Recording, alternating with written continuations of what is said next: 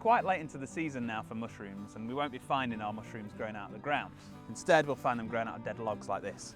And this is a perfect example. We've got the grey oyster here, grows off dead wood, and the fact that we found one here tells us that into the woods here, we'll more than likely find quite a few, because it usually grows in quite vast abundance when we do come across it. I'm just going to cut this one out. And it's perfect, absolutely pristine, couldn't be a better specimen. So we'll be using this one in the risotto, and we're literally just going to slice this up, put it into a really hot pan, and it'll be great.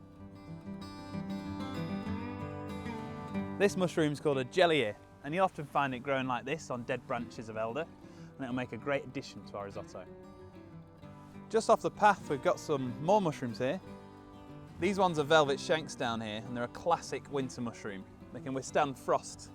So actually these can freeze solid and defrost looking perfect. One of the key ID features is this underside. So you see the stem, it's velvety, and that's a feature for this, and that's why it's called the velvet shank. But this will cook up along with our other mushrooms really nicely. So we're back from the woods, and we've got nice whole of mushrooms. So what we've got here is we've got our oyster mushrooms, we've got our velvet shanks, we've got our jelly mushrooms, and we've pre-chopped them here quite nicely.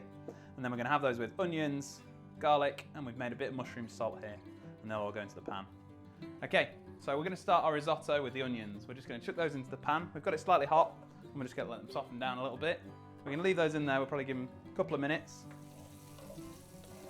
Next in is the mushrooms, and we're going to chuck the mushrooms in all at once, and they need a little while to cook off, but at the same time we're also going to put our garlic in. So the garlic and the mushrooms go in at the same time. And they'll need another 5 minutes just to soften off.